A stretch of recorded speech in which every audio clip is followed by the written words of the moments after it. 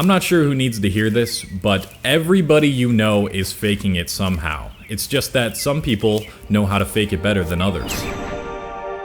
When we see someone that we naturally regard as higher status than us, our first instinct is, wow, that person must know the key to life. They've really got it figured out. What is it that they know that I don't? Look at the confidence, the charisma, the wealth that they've accumulated. They've really done it. But the only thing that they've really done is make people believe they've done it, and you fell for it. Alright, hold up. Let's take a step back real quick. No, like an even farther step back.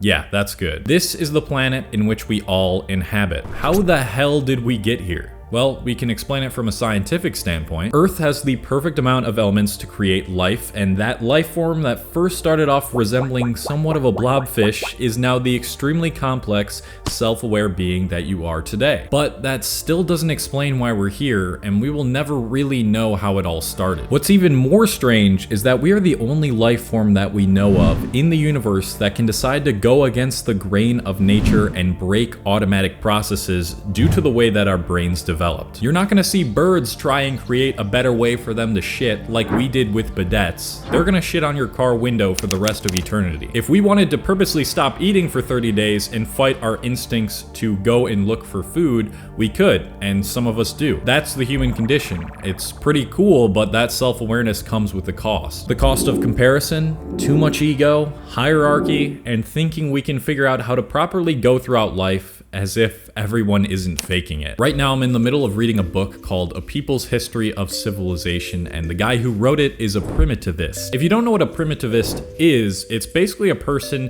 who believes that the ideal time that humans were living was during like hunter-gatherer times, when we were more one with nature and we weren't trying to domesticate or control it. The dude in the book basically argues that with the invention of domestication and civilization around 2000 BC, I think it was, that is when the downhill of humanity started. When we decided, hey, yeah, we can actually just completely separate ourselves from nature and conquer over it, that's when the plagues, the war, the patriarchy, the injustice, it all started. Now, I'm not saying I agree with this dude completely, but I think he makes some good points, and it was interesting to me that I was agreeing with a guy who thinks we should still be wiping our ass with leaves. And something else that came from me reading this book was realizing that around this time where domestication, civilization, all this stuff was finally coming up, was probably around the time that everyone started to fake it. When we decided to create huge civilizations, everybody started acting like they knew what was going on in this universe that we find ourselves in. By controlling our environment through the advanced methods of domestication and agriculture, we started to think we had it figured out. We created societies in which certain people would take on a certain role. Some people would be valued higher than others. Forms of wealth were created through bartering and then through stupid-looking pieces of paper. It became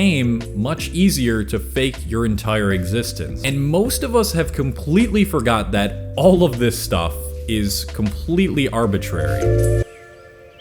So let's get back to those people that you look up to and admire so much. And in fact, let's go back to the first ever person who was admired. This person decided to put values on things, and we accepted that this is what we need to strive towards and get and do. The first person who was admired absolutely conned the shit out of everybody. And this is what we are seeing more than ever in today's society. This is really the secret behind most successful people's lives. They are playing the game of life in a certain way that gets them the things that most people regard as high value without having any idea of what's actually going on. People found out that if you form yourself into a Kardashian lookalike, you can probably fake your way into people thinking you have it figured out and create a fun life based on your wealth from Instagram. When the truth is, none of them and no one you know really understands why we all decided to play this certain form of the game of life. We all just decided, hey, yeah, this is what society should look like. This is what you should value. And if you want all this, you gotta fake your way there. And I am guilty of everything that I've talked about too. I'm playing this game. I certainly act like I have things figured out, being the self-help YouTuber that people tell me I am, but